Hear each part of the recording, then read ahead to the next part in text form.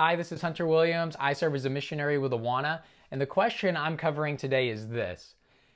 Do you have any tips for small group leaders? That's the question I've got. Do you have any tips for small group leaders? And the tip I have may sound strange, but here it is. Rafting guides make the best small group leaders.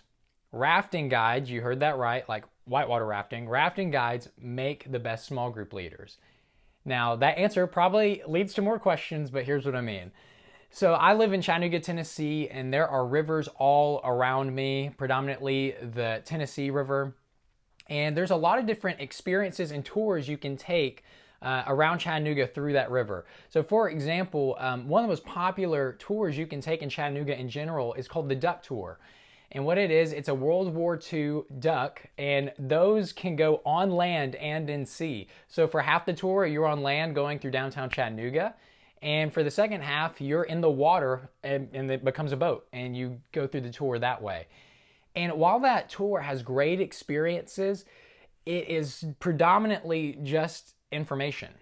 You know, you're sitting in that duck and you're just observing things. You're hearing the tour guide give information about the city. It's great, but there's no participation from those who are attending the tour. They're just listening. And when it comes to small groups are more than that. Small groups are more than just a leader being a tour guide who's just giving information. That's more like a large group setting where content's being delivered.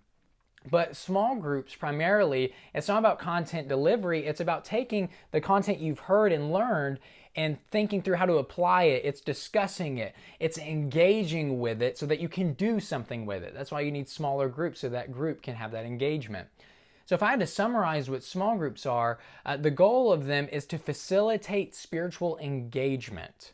Not just for them to re-listen to content, but it's to engage with it through discussion, prayer, actions, etc. So that's what leads me to talking about rafting guides. Because the thing about rafting guides, and we've got the Ocoee River near Chattanooga, and I mean, great rapids. In college and in high school, I would take rafting tours through there where you had a guide that would take a group of you down the rapids. And there's a lot of different ways that I can give comparisons of a rafting guide with small group leaders. I don't have time to give them all, but I'll give two primary ones. So the first thing about why rafting guides make great models, role models, or give good tips for small groups is, one, they demonstrate the outcomes they desire to see. They demonstrate the outcomes they desire to see. So if you're going down the rapids and you need to do a specific maneuver, they not only tell you to do it, they're doing it too. Why? Because everyone has to be involved. Everyone has to engage and participate in order to make that maneuver correctly so you don't tip the raft over, right? And so in the same way, when it comes to small group leaders, you need to be able to demonstrate the outcomes you desire to see. So for example, say that you're really wanting your group to ask good questions. So maybe they just got done learning something, being taught something from scripture, and you want them to ask questions, maybe things they didn't understand or things that interested them. But you've got a shy group. Well, demonstrate the outcome you desire to see. You ask your own questions from the scripture or the text that you're learning. You can go to your group and say, hey, we looked at this scripture and I had questions too, things I didn't understand, things that didn't make sense to me or that I was curious about. And so I went to our pastor and asked about those things. And the more you model that, the more you demonstrate it, you're going to see those outcomes come through and you'll see growth in your group. Another thing that rafting guides do that can be helpful for small group leaders is they adjust their guidance according to their specific group. They adjust their guidance to the needs of their specific group.